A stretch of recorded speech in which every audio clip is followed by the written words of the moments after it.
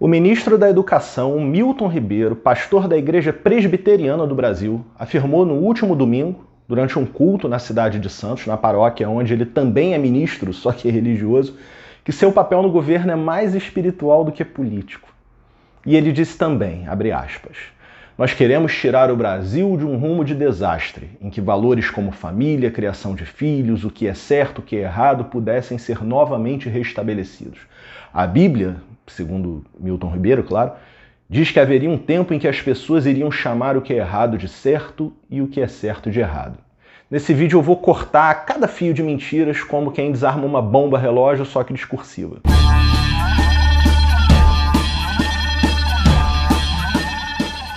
Vamos à primeira mentira. Não existe nenhuma passagem da Bíblia que diga isso textualmente sobre um tempo de certo e errado.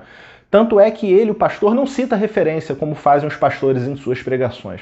Ele faz uso de uma falácia de autoridade literária. A Bíblia é um livro sagrado para os cristãos, logo está na Bíblia, então é uma verdade. Só que esse dito não está na Bíblia, em nenhum livro. Então ele apela para a Bíblia para conferir peso de verdade a uma mentira que ele fala. A segunda mentira é a de que ele teria um papel mais espiritual do que político no governo, e essa é outra mentira que tem várias razões e consequências.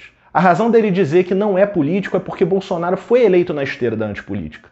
Quer dizer, um parlamentar por quase 30 anos, julgado pelo exército por planejar atentados políticos e que enfiou a família inteira na política, representaria de algum modo no imaginário popular a antipolítica. Não me pergunte como, eu não sei explicar. Então, Milton Ribeiro, ele precisa estar em matilha e se alinhar a esse discurso por sobrevivência política. Não só ele, mas muitos pastores, em geral, também cultivam uma aura antipolítica. Só que não há nada mais político do que ser pastor numa denominação como a IPB. Eu vou voltar aqui qualquer dia com um vídeo sobre o histórico de envolvimento da IPB com a ditadura brasileira. Aliás, sobre como o presbiterianismo desembarcou na América Espanhola por obra de um pastor que era agente da CIA. E colocou as missões protestantes a serviço da doutrina Monroe, mas isso é ocasião para outro vídeo. Tanto que teólogos de esquerda dificilmente conseguem ser pastores na IPB, ou exercem o pastorado com um cerceamento à própria liberdade de expressão e trabalham em campos mais distantes e menos privilegiados. Por outro lado, se você for de direita e reacionário, terá mais sucesso na denominação que tem, em seus últimos 60 anos de história, a mácula de fechar seminários liberais, perseguir pastores progressistas e delatar membros de esquerda em tempos autoritários. Basta olhar para a atividade do ministro da Justiça, André Mendonça, também pastor presbiteriano, que tem processado jornalistas com base em leis da ditadura e produzido dossiês contra servidores que se opõem ao governo. Milton Ribeiro é o fiel representante dessa opressão, dessa tradição, conhecida como boanergismo, responsável lá atrás pelo alinhamento incondicional da IPB com a estratégia americana de influenciar a instalação de ditaduras militares na América Latina para evitar o avanço do socialismo na região. Aliás, Milton Ribeiro é pastor na mesma paróquia onde Boanerges Ribeiro também o foi, entre os anos 50 e 60, que ele transformou na época em trincheira contra possíveis influências de esquerda trazida por marinheiros vindos do exterior ao Porto de Santos. Já a suposta defesa da família e da criação de filhos que Milton Ribeiro diz que faz é uma posição puramente política que pouco tem a ver com Jesus de Nazaré. Segundo os evangelhos, o Cristo teria dito que sua mãe e seus irmãos eram aqueles que ouviam a sua palavra e praticavam seus ensinamentos. Além disso, numa determinada passagem dos evangelhos, ele é quase agarrado pela própria família como alguém em surto, revelando o conflito que imperava entre ele e seus parentes, incluindo a sua mãe, que se alinharam todos ideologicamente aos opositores de Jesus naquele momento, opositores que diziam que ele tinha demônios. Enfim, o leitor minimamente atento aos textos evangélicos percebe em Jesus alguém que experimentou desgastes na relação familiar, sobretudo com os pais, ao ponto de levá-lo justamente a relativizar a instituição familiar patriarcal. Bom, depois dele a história do cristianismo muda de figura com Paulo de Tarso, que era ao mesmo tempo judeu e cidadão romano. Ele uniu essas duas culturas patriarcais com o cristianismo e esse patriarcalismo cristão derivou até chegar a nós hoje, 2 milênios depois. Foi só no século XX, com o ascenso da luta feminista e a influência que ela exerceu na teologia, que se começou a questionar textos como o da carta de Paulo aos Efésios, onde ele dizia que mulheres deveriam sujeitar-se aos seus maridos. Para Paulo, Cristo era o cabeça da igreja e o homem o cabeça do lar.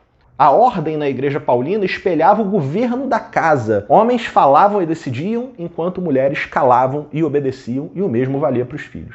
Essa transformação histórica ela tem mais a ver com a institucionalização da Igreja do que com o dom e a revelação de Jesus Cristo. Afinal, se Cristo fosse depender de família estruturada para ser quem foi e realizar a sua missão, ele estaria ferrado, né? Sua mãe, por volta dos 13 anos de idade, vira para o parceiro e diz que foi visitada por um anjo e está grávida. Toma um pé na bunda e, desamparada, tem que fazer uma viagem perigosíssima, quase 1000 metros morro acima, para se abrigar na casa de uma prima. Isso se a gente for tomar o texto ao pé da letra e a literatura como história, como os fundamentalistas gostam de fazer. Daí você vê que na sua Gênese nem a própria família do Cristo se enquadraria nos padrões de Paulo, né? Inclusive José quase não aparece na relação com Jesus. A casa parece até que é chefiada pela mãe ao invés do pai. E eu acredito nisso, inclusive. Bom, essa curva toda foi para dizer que a suposta defesa da família e da criação de filhos pelo pastor é a defesa de uma pauta política. Melhor, de mobilização política, porque essa pauta não tem conteúdo, ela é vazia de conteúdo. Isso porque a maioria das famílias brasileiras já não se enquadra no padrão tradicional formado por papai, mamãe e filhinhos. Mas o pânico moral que ele, Milton Ribeiro, manipula, mobiliza esse padrão de família, ainda que minoritário, como uma base política militante aguerrida. Bom, segundo a matéria de 2017 do jornal El País, a família nuclear tradicional, que era de 58% em 1995, caiu para 42% em 2015. E hoje tende a ser até menor. E essa tendência, ela guarda uma simetria com o movimento bolsonarista, que cultiva aqueles irredutíveis 30% do eleitorado fabricando inimigos o tempo todo para inclinar a balança ao seu favor. Foi assim nas eleições de 2018, quando Bolsonaro teve 1/3 dos votos no primeiro turno e 2/3 no segundo turno, vindo daqueles que toparam até o Satanás com a faixa presidencial para não ver o retorno do PT. Bom, se o outro terço neutro do eleitorado vai embarcar nessa canoa furada de novo em 2022, bom, aí já é outra história absolutamente em aberto e que não cabe nesse vídeo. A defesa da família, dessa família patriarcal, heteronormativa e da criação de filhos, criação na base da porrada e com dor, segundo Milton Ribeiro, jamais se esqueçam disso, desemboca inevitavelmente num ataque à homossexualidade. E esse ataque ele é um movimento duplo de mobilização da militância de extrema-direita, como eu já disse, e de enfraquecimento e deslegitimação de outros modelos familiares tidos como concorrentes por tenderem a quê? A diluir o pânico moral e torná-lo inofensivo a longo prazo. Essa família para a qual o Milton Ribeiro prega, ela já é minoria numérica no Brasil, mas é mais organizada socialmente, dentro das igrejas principalmente. Bom, por efeito colateral, famílias homoafetivas rechaçadas pelas igrejas são levadas a se organizar de outras formas, tanto para lutar pelos seus direitos, que ao invés de serem defendidos ou ignorados simplesmente pelas igrejas, são atacados por elas, como para formar redes de solidariedade. Completa o quadro desfavorável para o tradicionalismo o número de famílias chefiadas por mulheres, que quase dobrou de 95 a 2015, embora ainda seja uma minoria de 40%. Esse pensamento é a base dos ataques do ministro Pastor às famílias homoafetivas e que o levou a ser alvo de inquérito pelo STF para apuração de conduta criminosa. Mas lá na igreja dele, onde ele controla o microfone e a narrativa, a história é outra. Segundo suas próprias palavras, abre aspas, o inquérito no STF, ao qual ele responde, tem a ver com isso, com algo que Jesus não tem nenhum receio de dizer, fecha aspas. E isso é outra mentira, da qual eu já perdi as contas de quantas mentiras, né? Porque Jesus nunca disse nada contra a homossexualidade, nunca atacou famílias homoafetivas. Pelo contrário, quando um jovem disse querer segui-lo, mas que precisava antes enterrar seu próprio pai, Jesus teria lhe dito, deixe que os mortos sepultem os seus mortos. Em última análise, eu, Hugo, aqui digo, né? Deixe que os mortos sepultem a si mesmos. Isso era uma crítica justamente contra a família patriarcal, essa em que os pais e mães provocam dor nos filhos a pretexto de educar. Na opinião de Jesus, seguramente esse modelo de família era um obstáculo ao reino de Deus pregado por ele. Afinal, ninguém que já está morto biologicamente é capaz de jogar terra sobre si, né? Só os vivos são capazes de cavar um buraco e se enterrar nele como que numa brincadeira de praia. Para Jesus, os pais da sua geração estão mortos social e espiritualmente, podendo enterrarem-se a si próprios para completar a sua obra. Até porque falta nenhuma fariam, já que até a sua mera presença cadavérica atrapalhava a dinâmica da vida, como é o caso em que ele diz ao jovem, deixe que os mortos enterrem os seus mortos. Bom, o inquérito que o pastor responde não é sobre nada que Jesus tenha dito, até porque Jesus não processaria por plágio, é sobre algo que Jesus nunca disse, mas que Milton Ribeiro, de cátedra, foi capaz de dizer. Palavras dele: homossexualismo é fruto de famílias desajustadas. Ribeiro, Milton. A Procuradoria-Geral da República ofereceu acordo, segundo o qual ele teria condenação reduzida caso admitisse o crime. Bom, mas ele recusou, se garantindo no fato de ser ministro hoje e, no futuro, caso seja condenado, sua sentença não seria tão escandalosa quanto hoje, porque provavelmente ele vai estar fora da vida pública, né? Caso essa condenação chegue no futuro, ela certamente vai ser ressignificada através de sermões mentirosos para o seu público cativo na sua paróquia, como foi agora nesse último domingo. Aliás, vocês já repararam que a gente está analisando uma fala proferida dentro de uma igreja, na hora do culto, de cima de um púlpito, dita por um pastor? Certamente o movimento Escola Sem Partido não chegou nas igrejas, né? Temos um caso claro de igreja com partido, ao que parece. Bom, nessa ocasião ele chegou a exaltar a presença de 3 pastores no time de ministros, que seriam ele, o próprio, André Mendonça, também presbiteriano da IPB, e a Damares Alves, que é batista.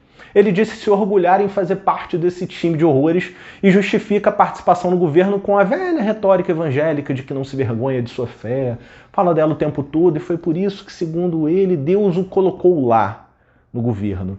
Isso ele chamou de oportunidade. Eu não sei para quem e em que sentido. Eu me arrisco a dizer que essa oportunidade talvez tenha sido a de saquear a verba do Fundeb em favor do Instituto Presbiteriano Mackenzie, que é um complexo de educação religiosa que vai do ensino básico ao superior e era forte candidata a abocanhar parte dos 10 bilhões de reais que uma emenda constitucional derrubada pela oposição destinaria a escolas confessionais, prejudicando o ensino público, já tão defasado economicamente se comparado a outros países. Milton Ribeiro, ao embarcar no Ministério da Educação, ainda era membro do Conselho Deliberativo e relator da Comissão de Assuntos Educacionais do Mackenzie. Resta claro, então, que estar à frente da educação é uma ótima oportunidade. Para ele, é claro, e para os diretores do Instituto Presbiteriano Mackenzie, esses executivos da educação. Bom, para completar, ele disse que se reuniu um dia desses com esses ministros para orar num salão em que, segundo ele, no passado, coisas infames eram ditas e feitas. Daí eu me pergunto se ele se referiu a um passado recente, de menos de um ano, onde Bolsonaro revelou aos ministros preocupação com o fato da sua hemorroida andar sendo desejada, né? Ou será que ele se referiu ao Ricardo Salles, por exemplo, que disse que a pandemia era um momento perfeito para passar a boiada contra o meio ambiente? Lembrando que Salles ainda está no governo e é seu colega de time, está lá no time de ministros. Bom, daí a reportagem arremata com uma fala dele lá na pregação da Igreja de Santos, né? Onde ele diz, abre aspas, querer crer. Ainda bem que ele admite que é desejo da fé e não uma realidade, né? Querer crer que até as forças do inferno se levantaram contra ele. Olha aí o inimigo fabricado mais uma vez. Ministro, fique certo de uma coisa, se alguma força se levantou do inferno, eu não sei, mas o governo do qual o senhor faz parte está fazendo um inferno em nossas vidas. Talvez seja um senhor, o pastor André Mendonça, a pastora Damares Alves, enfim, todo esse staff político do governo, além do próprio Bolsonaro, as forças do inferno que se levantaram contra nós, os brasileiros. Eu queria saber de você, que está me assistindo, o que você acha? Você acha que o inferno se levantou contra o governo? Você acha que o governo faz o inferno nas nossas vidas? Ou se o governo é o próprio inferno em ação? Ou se o inferno somos nós, né? Me digam também que oportunidades são essas às quais o ministro se refere. O que você acha disso? Bom, se inscreve no canal, deixa seu like, compartilha esse vídeo para outras pessoas. Um abraço e feliz 2021.